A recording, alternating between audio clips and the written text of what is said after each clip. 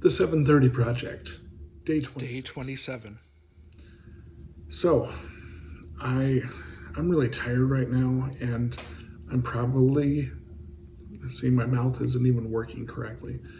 I'm probably a little cranky, so keep that in mind. Uh, I'm frustrated today because I feel like I keep screwing things up. Like, I start the day out and I've got great intentions and I'm going to work on the things that I want to work on. And then I get to the end of the day, I'm like, man, where did the time go? Like I had all these things in mind to do, and like maybe two of them happened, right? Now, Tan from Asian Efficiency talks about when you're setting your schedule for your day, when you're setting your goals of things that you want to accomplish, you should have no more than 6 items on your list of things for that one day. So that seems pretty reasonable to me.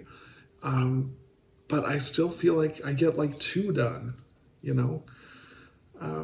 And again, these are all important things, these are necessary things, but is it, is it moving me in the direction that I want to go? And I, like I'm thinking about my schedule for tomorrow. It's like, okay, well, what do I have to do? Oh, well, I've got some time in the morning that I didn't expect to have. So I thought, well, I can work on this, I can work on that. And then I thought, wait a minute, why don't I go take a bike ride around the new neighborhood and explore a little bit, because I really need to work on my wellness and my physical health and emotional health, and I have not been making time for that. So it's like, I don't know, maybe I just need to reprioritize. um, I don't know. I mean, I'm busy every single day. Like, I'm actively doing things every single day, and to me that's part of the definition of showing up, right? I'm not distracting myself like I used to. And there are periods of that willing distraction. It's not I'm not perfect by any means, but all of these things that I want to do, and I don't feel like I'm getting things accomplished in the way that I really want and need to. Something else that has been on my mind is part of a podcast that I heard this morning. I believe it was the Model Health podcast, and there was somebody on there who was a player in the NFL for, I think, 5 years before he sustained enough injuries that he couldn't play anymore. But and I really wish I remembered his name. He's coming out with a book on life, on how to get more out of life. And he said that he likes to think in 20-year blocks. It's like, okay, I want to become the best in the world at whatever it is. And so he figures that's going to take about 20 years. And he he wrote a show that was on and off Broadway, I think. And when he got to New York, and this was after he couldn't play football anymore because of injuries, he asked around and he said, well, who's the best person on stage? And a lot of people said, well, Al Pacino is. And he said, okay, I want to talk to Al Pacino. I want to find out how Al Pacino does this. And so he ends up meeting him and talking with him. And Al says, yeah, I think you can do this. But the thing is, it's going to take 15 years. And the guy says, great, that's what I'm used to.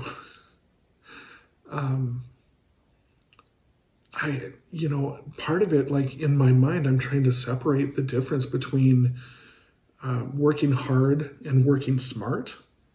And I think there's a combination of both of those. But I also think there's, on a different podcast that I heard, Vishen from Mind Valley was talking about how there's the hard work and hustle phase, but you get to the point where you're beyond that, and then things start to manifest in a more spiritual way, more synchronistic way. And so I'm trying to figure out how I can get from where I am now to that next phase.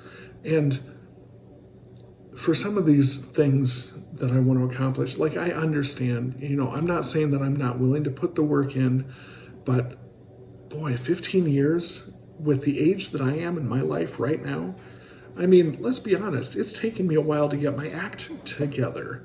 So 15 years, I don't know. I mean, if that's what it takes, okay, that's what it takes. Because, like my friend Mary said in college, I'm sorry, my thoughts are really scattered because I'm tired and the ADD brain is kicking in a little bit. But my friend Mary in college, we were talking during, I think, our junior year, and I was in a music education program at that time. And I said to Mary, I said, I don't know if I want to be a music teacher. I said, there's so much of, like the school politics and having to fight for the budget and, parents that aren't happy with decisions that you make and they think they know how to run your groups better than you do. And I said, I don't know if I want to do that. And she said to me, yeah, but what else are you going to do? And that just, I just stopped. I was like, whoa. She said, look, you don't want to perform, but you want to be involved with music. Now, granted, this was back in the 1990s, and things are different today. You've got people that have launched music careers on YouTube and Instagram and things like that. So it's not something that was possible then. Not like I still don't want to be a performer, but and honestly, I did not know about the existence of music therapy at that time. And maybe that would have been a better fit for me from the beginning. I love teaching, though. I'm like everything that comes out of my mouth, I'm trying to teach. I don't like want to shove it down people's throats, but there's so many interesting things in the world, and it's like when I learn about them, I want to share them with other people. Anyway, now that I'm rambling, I don't know if I don't know if I've got it. But the thing that really focusing now, the thing that really struck me about what this former football player was saying about taking 15 to 20 years to truly master something, he used the phrase showing up. He said, I'm used to showing up for 15 to 20 years.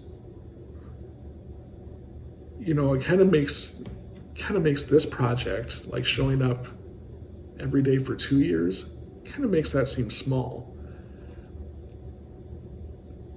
I don't know, I'm sticking with it though, right? Because I've got to see, like I've already noticed changes in myself, in the way that I'm approaching things, in the way that I'm doing things. And this is only day 26 of this project. So I'm going to see this through because, like the meme says, what kind of changes can happen if you show up every day for 2 years?